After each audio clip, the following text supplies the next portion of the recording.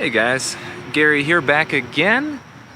This time we're going to do another drone review because that's so much fun flying, especially on a day like this. So this time we're going to do the GoPro Karma, because really you're going to ask yourself that question. I've got this nifty GoPro camera.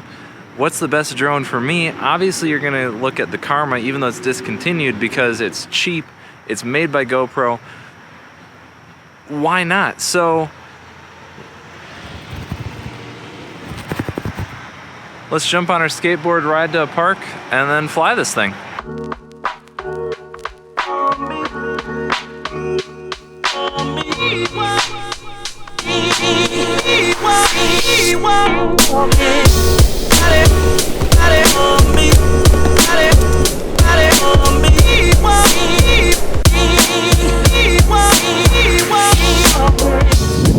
While I'm riding, I should mention a couple things about the Karma before we get there. First off, right, it's your basic drone, doesn't have sensors, all that other good stuff, but it works with the GoPro, which is really the main selling point of this thing. It is discontinued, so, you know, parts are eventually going to be a problem for it, and that's about it. So let's go fly.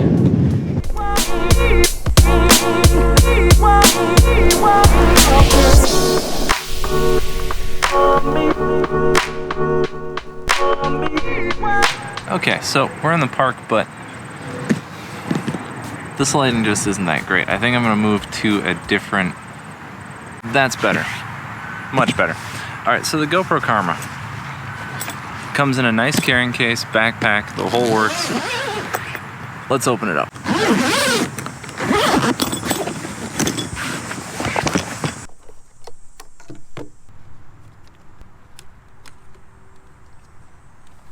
So with the Karma, you get this nice foldable design. I honestly kind of like it.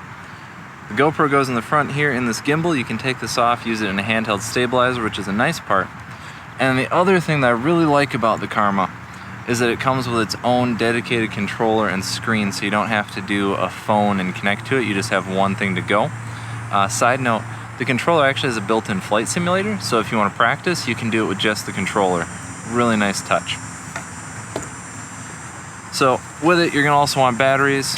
Pick up a couple of spares. It comes with one for sure. This here is the grip that stabilizer can go into. And then a few extra propellers, because you're going to need those. I crashed mine, broke a couple, broke the landing gear. But it's all better now. It's all better. So let's fly.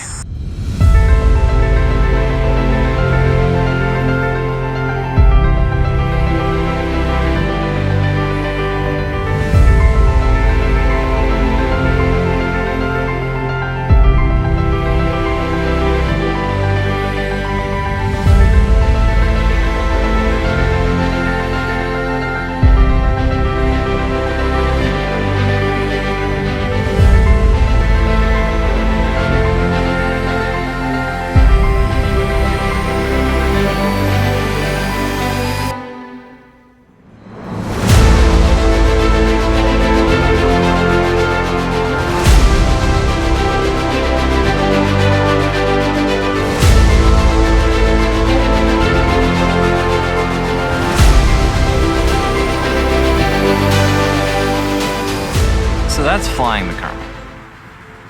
Honestly, I really like this drone. I like the design, I like the image quality that you get out of the GoPros.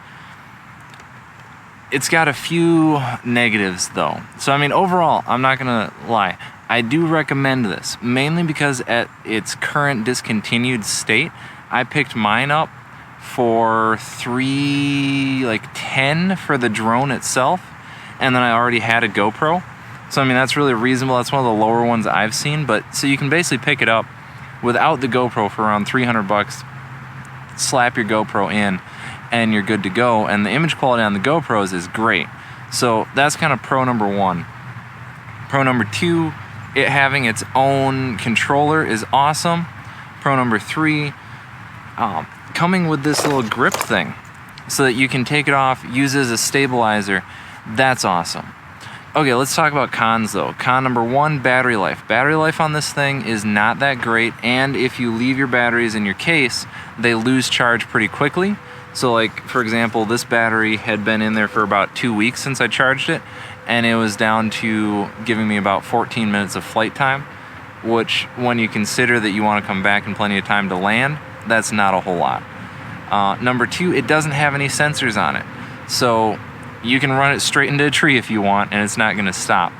It means you have to drive a little bit safer, right? You have to be a little bit, it puts the pressure onto you, the pilot, rather than the drone itself. So, con number 3. The stabilizer. It's awesome. It's really good, does a great job at what it is. But as you can see here, it doesn't have a joystick. It doesn't have kind of the controls you'd normally expect on a stabilizer. So what it means is this guy is a little bit harder to use for a professional or for somebody who wants more control than, say, Zion Crane or any of those, right? But here's the reason why. This is designed to be as easy to use and user-friendly as possible. You plug it in, you go. You've got a power button, a record button, a marker button, and then a lock button, which you can hold to, lock the orientation. So it really is designed for somebody that just wants to grab it and go. Now, if you want to be able to adjust it with a joystick so you can control your angle exactly right, it's harder. It's not for that. This is more your quick, one-stop shop. I got my drone, I got my camera, and I got my stabilizer. So overall, I would say that to me, the Karma is totally worth the current price. It's a great drone with great image quality. Depending on your GoPro, I have both the Hero 5 and the Hero 6, but it gives you options of switching your camera out, which is amazing. And then it also, it flies really well. It has one intelligent flight mode, because let's talk intelligent flight modes for a second, that DJI needs to add, which is called cable cam. Basically, it's you fly to a spot, hit a button, it saves that point, that orientation, that camera position, fly to your next spot, hit a button, save that, make a flight path, hit play, and then it will follow, smoothly easing between your points. So you can set up a complex shot and hit go, and then it's reproducible, which is awesome. It does, fluctuate based on the GPS, because you can go up or down. It doesn't hold in one spot as well as the DJI drones, so that's a con. Basically, it's a mixed bag, right? This is a drone that if you want something that's fairly reasonable now, uses your existing GoPro tech, comes in a complete case with a stabilizer, the Karma is a great choice. If you're looking for the greatest sensor tech, the newest great flashy thing, this is probably not going to be it. So, with that, I'm giving the GoPro Karma a thumbs up. I'm recommending it, but you got to know what you're getting into. You got to know that this isn't going to be a Phantom 4. This isn't going to be a Mavic Pro. This isn't going to be, an Inspire, right? This is going to be a nice, in a backpack package that completes camera, drone, handheld stabilizer in one go. If that's what you're looking for, it's perfect for you. So for me, when I need higher quality footage, this is the one I pull out compared to my DJI Spark, which we're not even going to talk about yet. We'll do a comparison at some point. So with that, guys, thank you as always. Like, subscribe, comment if you feel like it.